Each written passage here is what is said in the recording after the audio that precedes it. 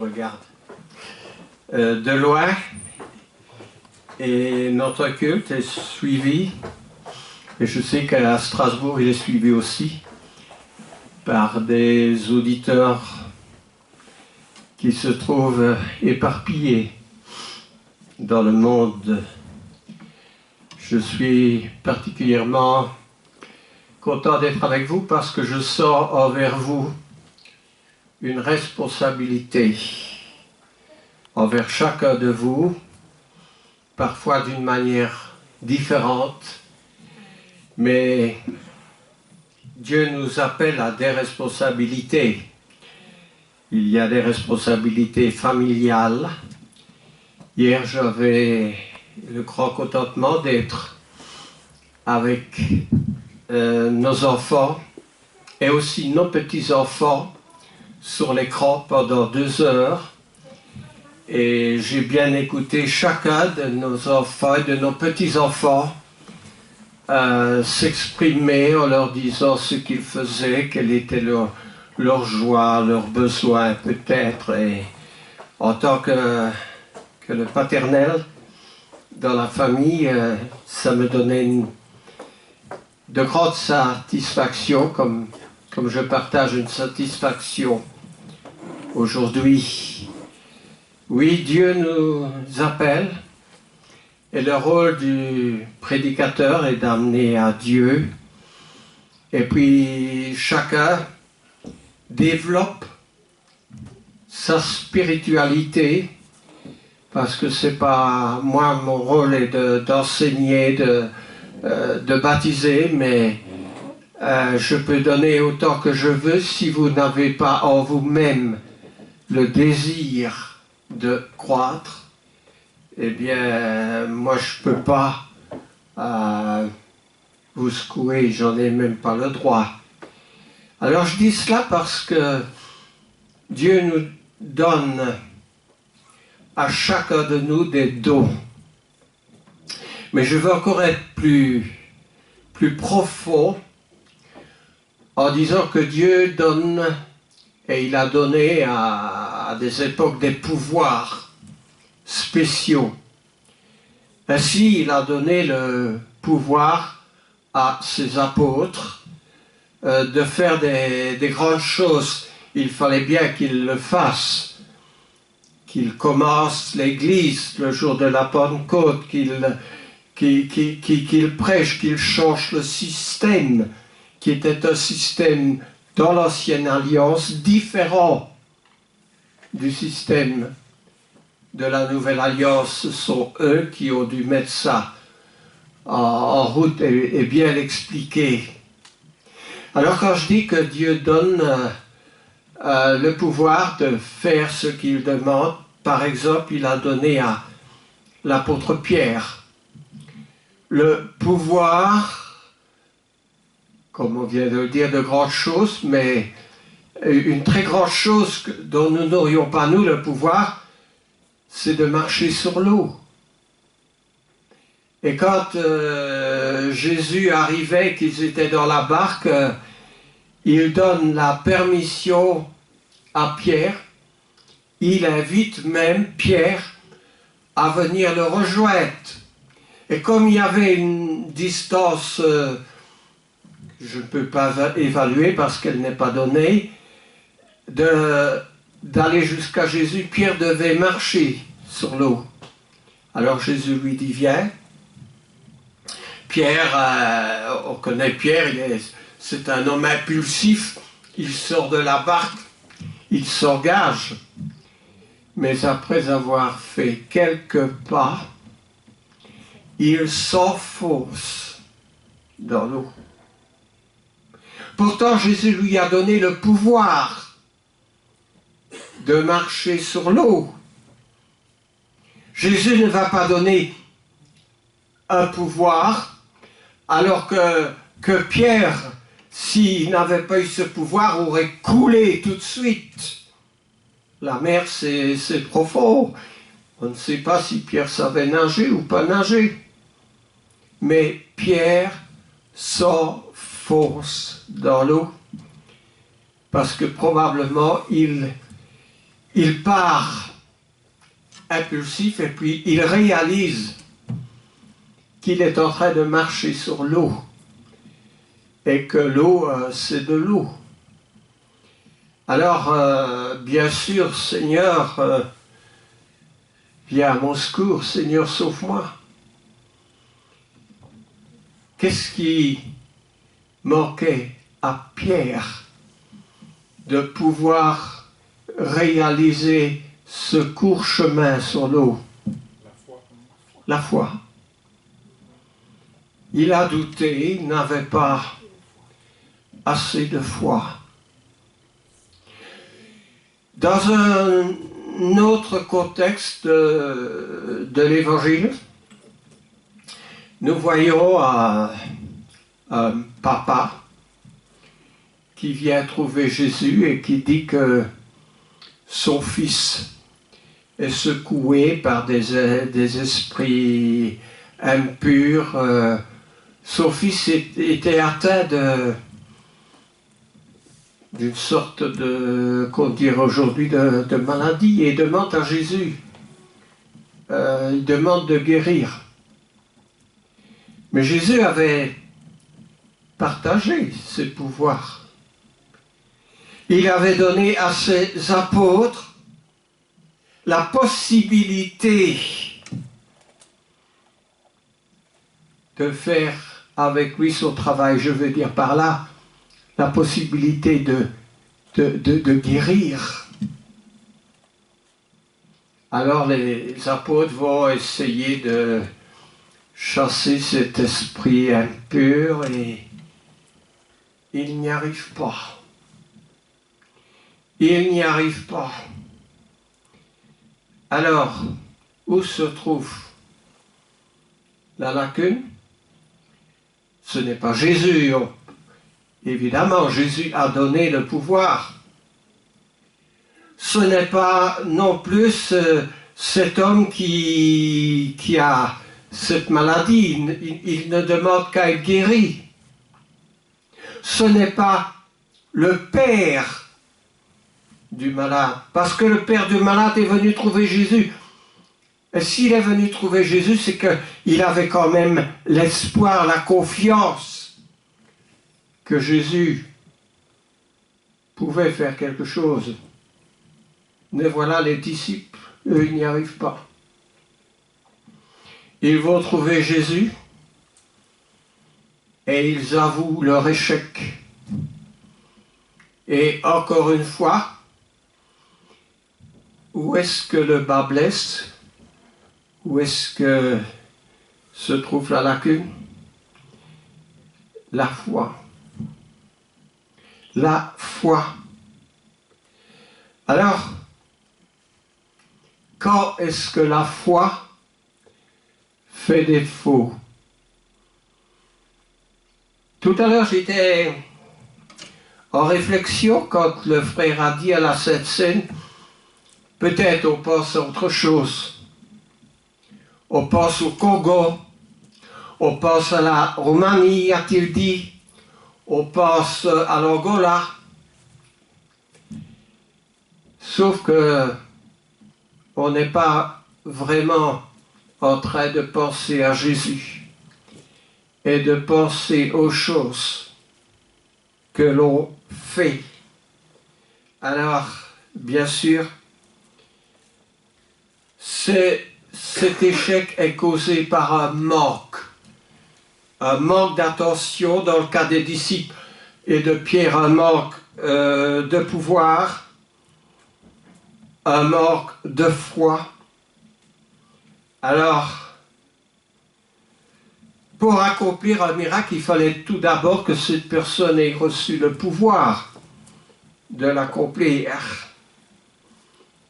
Et puis suffisamment de conviction pour exercer ce pouvoir. Dans l'assemblée à Corinthe, il y avait une pluralité de dons.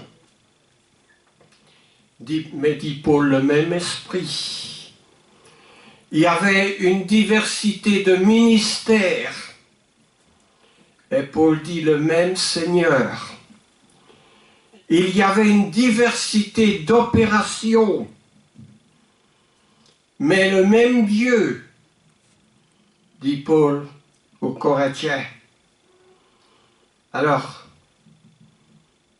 il y avait à Corinthe des gens qui pouvaient prophétiser, par exemple. Nous n'avons plus besoin de gens qui prophétisent aujourd'hui. Pourquoi?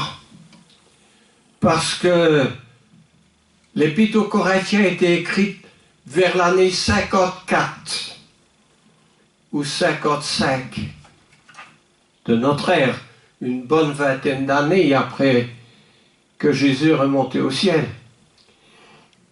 Qu'est-ce qu'il y avait de notre Nouveau Testament à ce moment-là? Il y avait l'Épître de Jacques, qui était écrite en 45 et 49. Il y avait les Épîtres aux Thessaloniciens, qui étaient écrites en 50 et 51. Il y avait l'Épître aux Galates, écrite entre l'an 50 et 55. Il n'y avait rien d'autre. Les évangiles ont été écrits plus tard. Le premier des évangiles qui a été écrit était l'évangile de Matthieu, en araméen, entre l'an 50 et 70, et puis l'évangile de Marc, de Luc, vers les années 60. Mais quand Paul est à Corinthe, il n'y a même pas un seul évangile qui est écrit. Alors il y avait besoin des prophètes, n'est-ce pas, qui pouvaient dispenser la connaissance de Dieu. Et puis, qu'est-ce qui prend le relais après que Jésus est monté au ciel? Quand je prends l'évangile de Jean au chapitre 14, moi je lis entre les versets 24 et 26, où Jésus dit: « Je vous dis ces choses pendant que je demeure avec vous. Mais le consolateur, dit Jésus, l'Esprit de vérité, l'Esprit Saint que le Père enverra en mon nom, vous enseignera toutes choses et vous rappellera tout ce que je vous ai dit. » Après que Jésus est remonté au ciel, l'Esprit Saint est à l'œuvre, n'est-ce pas? Parce que tous ceux qui ont écrit le Nouveau Testament, étaient inspirés de Dieu. Il y a eu les évangiles, il y a eu 2 Corinthiens, il y a eu les épîtres de Pierre, les épîtres de Jean, l'évangile de Jean, qui sont venus. Et aujourd'hui, quand nous consultons l'épître de Jude, il nous dit en Jude au verset 3, « Bien-aimés », je lis Jude, qui se trouve juste avant l'Apocalypse, au verset 3, « Bien-aimés, comme je désirais vivement vous écrire au sujet de votre salut commun, je me suis senti obligé de le faire afin de vous exhorter à combattre pour la foi qui a été transmise aux saints une fois pour toutes. » Après ça, la foi a été transmise aux saints une fois pour toutes. Il n'y avait plus besoin de prophètes. On ne pouvait rien ajouter, on ne pouvait rien retrancher à la parole. Nous avons aujourd'hui l'œuvre du Saint-Esprit par la plume des apôtres et des disciples. Jésus avait dit que le Consolateur, l'Esprit Saint, allait venir. Il avait dit: « Je ne vous laisserai pas orphelins », en quelque sorte. Le Saint-Esprit a pris le relais quand Jésus est monté au ciel. Mais voilà, tout n'était pas parfait. On voit des reproches par-ci, par-là. Quand j'ouvre en 1 Corinthiens au chapitre 11, et les versets 17 et 18, je lis ceci. En vous donnant cet avertissement, ce que je ne vous loue point, c'est que vous vous assemblez non pour devenir meilleurs, mais pour devenir pire. L'assemblée à Corinthe que nous plaçons souvent sous un piédestal, en s'assemblant, ils ne faisaient pas les choses correctement. Ils devenaient pires. Ils cessaient de croire à la résurrection. Il y avait des gens qui étaient ivres à la Sainte Seine. Il y avait des chrétiens qui se traînaient devant les tribunaux. Il y avait de la jalousie. Il y avait des viandes sacrifiées aux idoles. Ils faisaient tout ce qu'il ne fallait pas faire. Quand Jésus a dit « Je bâtirai mon église », il a donné un modèle. Il est dit plusieurs fois dans la parole « Suivez le modèle ». Quand Dieu a demandé à Noé de faire une arche, il a dit « Voici le modèle ». Quand Dieu a dit au peuple, après qu'ils étaient sortis d'Égypte, de faire un tabernacle, le culte de l'ancienne alliance, Dieu a dit, voici le modèle, suivez le modèle. Nous avons aujourd'hui un modèle pour l'Église. Nous devons suivre le modèle. Il y a un autre mot qui se répète souvent, c'est le mot typos, qui veut dire la règle. Suivez la règle de doctrine. Et bien souvent, on ne suit pas la règle. Il y a des dizaines, il y a des centaines, il y a peut-être des milliers d'églises dans le monde où chacun fait à sa guise comme il lui plaît. Ce n'est pas suivre le modèle. Souvent, on me dit, mais je suis un bon chrétien. Je suis un bon chrétien. On s'occupe peut-être plus de ses cheveux, on s'occupe peut-être plus de n'importe quoi que d'être comme Marie aux pieds de Jésus qui écoute la parole. Tandis que sa sœur, Jésus lui fait le reproche, Marthe, Marthe, tu t'occupes de beaucoup de choses. Dans la parole, il y a des compliments qui sont adressés aux assemblées de Philippe, aux Colossiens, aux Thessaloniciens. Il n'y a pas que des reproches, il y a aussi des compliments qui sont donnés. Mais il y a hélas ceux qui deviennent pires. Vous savez, la vie est un choix. Quand je considère la parole, je vois que c'est Dieu qui choisit. Prenons le cas d'Abraham. Quand nous allons dans le livre de Josué, dans l'Ancien Testament, au chapitre 24, nous voyons, on n'a pas le temps de lire le chapitre 24 maintenant, mais si vous écrivez, vous retenez le verset 2 et le verset 15, et vous verrez que là où était Abraham, il y avait de l'idolâtrie. Il suivait Dieu dans la manière dont il pensait qu'il était mieux que le suivre. Josué dit à tout le peuple, ainsi parle l'Éternel, le Dieu d'Israël, vos pères, Térak, Qui était Terach? Le papa d'Abraham. Père d'Abraham et père de Nachor. Nachor était le frère d'Abraham.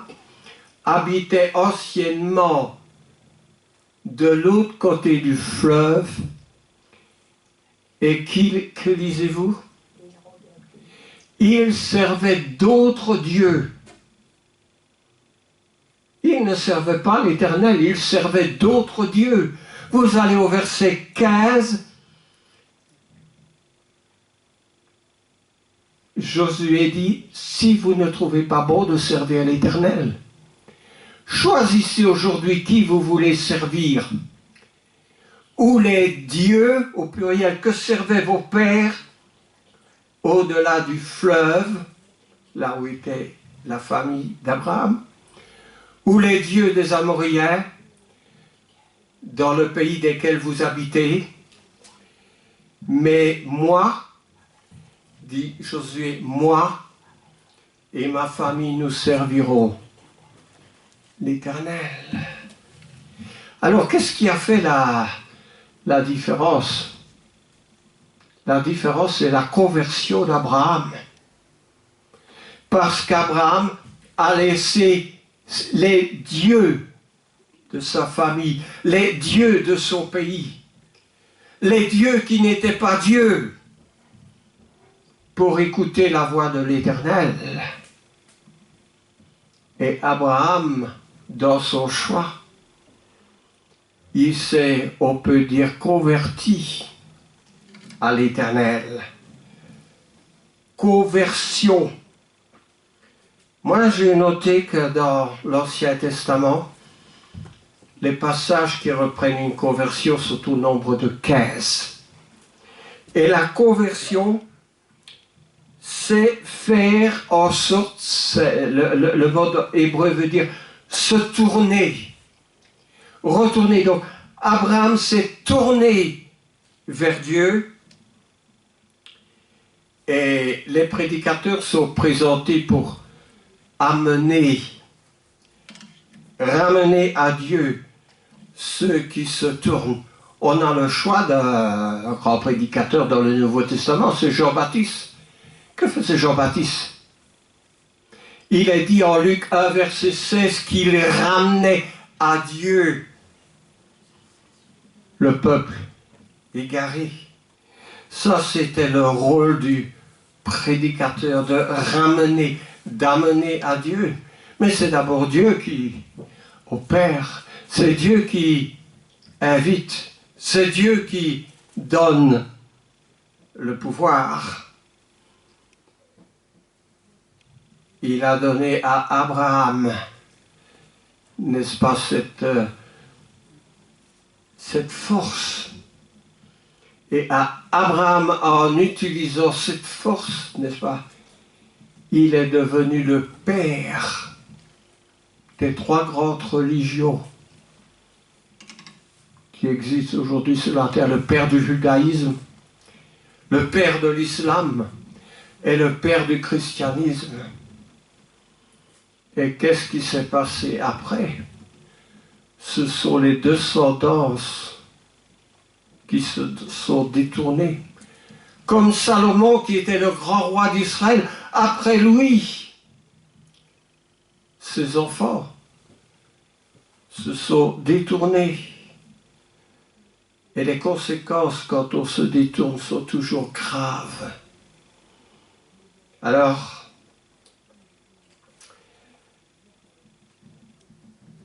on voit Paul, il y a à peu près le même processus qu'Abraham, n'est-ce pas?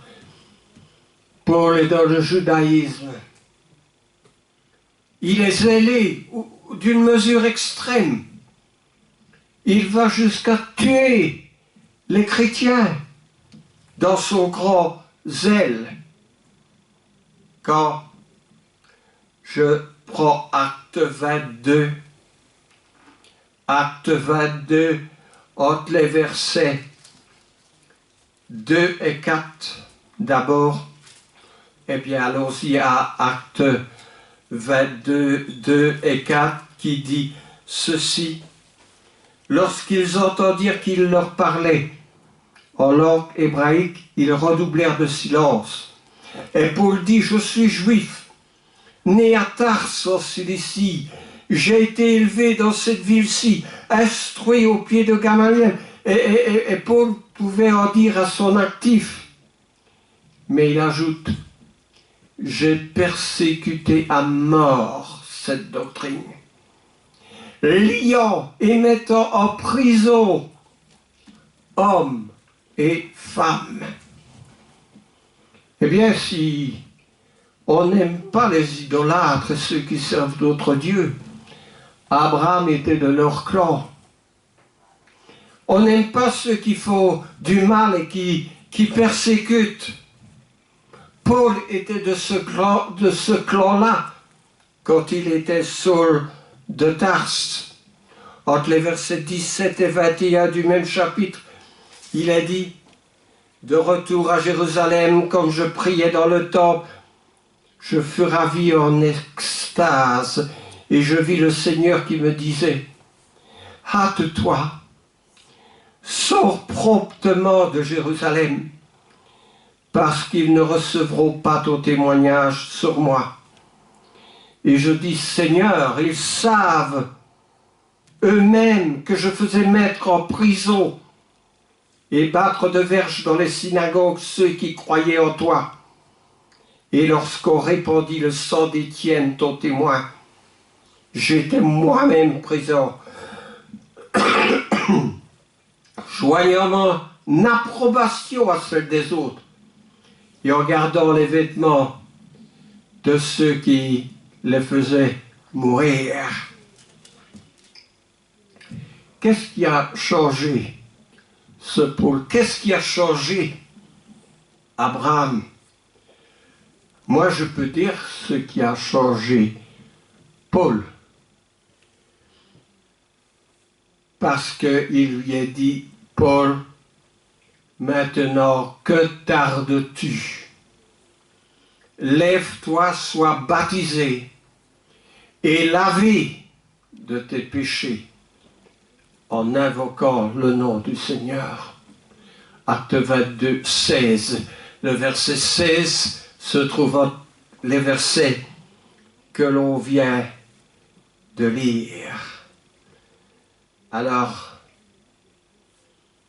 la grâce de Dieu, Saul de Tarse est devenu Paul, et Abraham est devenu Abraham, des serviteurs fidèles de Dieu sur qui nous pouvons nous appuyer aujourd'hui, parce qu'ils sont des références, ils sont le modèle. Ah oui, j'en reviens au mot, le modèle. Ils sont le modèle pour nous.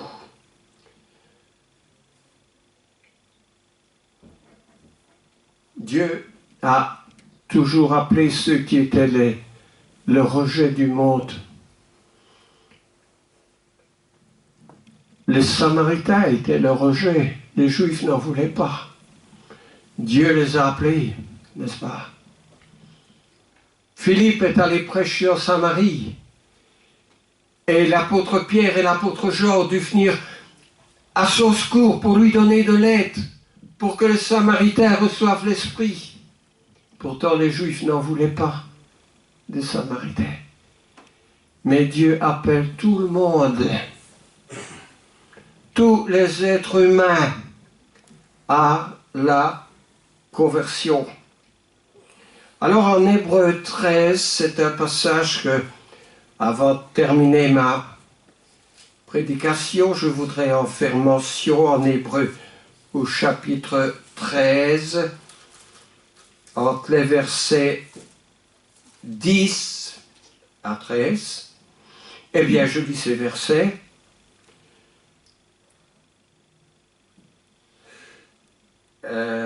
Qui n'est pas ce verset que j'ai, c'est peut-être où il est dit « Sortons à Louis pour aller hors du camp ». Je regarde, mais j'ai mal.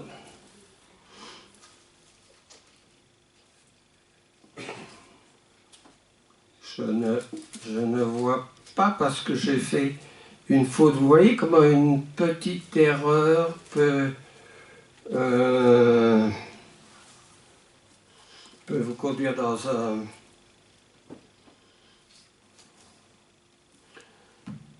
Ce verset que je veux trouver dit « Sortons donc pour aller à lui, hors du camp. » Il faut que nous puissions sortir quelquefois de nous-mêmes. Peut-être vous voyez ce verset là, fin d'Hébreux, sortons à lui pour aller hors du camp. 13.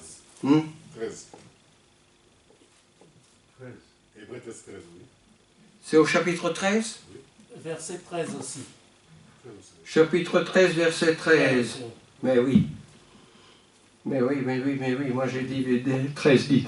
Sortons donc pour aller à lui hors du camp, en portant son opprobre, car nous n'avons point ici-bas de cité permanente, mais nous cherchons celle qui est à venir. Par lui offrons sans cesse à Dieu un sacrifice de louange, c'est-à-dire le fruit de lèvres qui confesse son nom. Et n'oubliez pas la bienfaisance et la libéralité. Le fruit de lèvres qui confesse son nom, si vous allez en Colossiens, en Éphésiens, il est dit en chantant, parce que l'instrument de Dieu, c'est notre voix, n'est-ce pas? Ce n'est pas un instrument de bois, de pierre, d'argent, mais Dieu veut entendre notre voix. Pourquoi notre voix?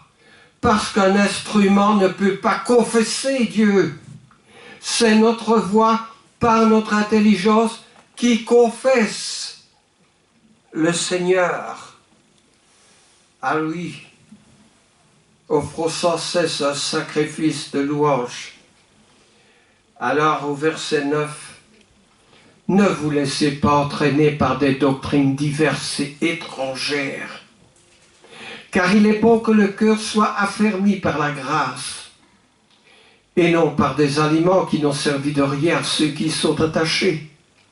Nous avons un autel dont ceux qui font le service au tabernacle n'ont pas le pouvoir de manger le corps des animaux, dont le sang est porté dans le sanctuaire par le souverain sacrificateur pour le péché, sont brûlés hors du camp. J'en reviens, petite explication ici. Dans l'Ancienne Alliance, on offrait des animaux en sacrifice qu'on brûlait sur l'autel, n'est-ce pas? Mais les prêtres, les sacrificateurs n'avaient pas le droit de manger ces animaux qu'on venait d'offrir à Dieu et qu'on brûlait sur l'autel.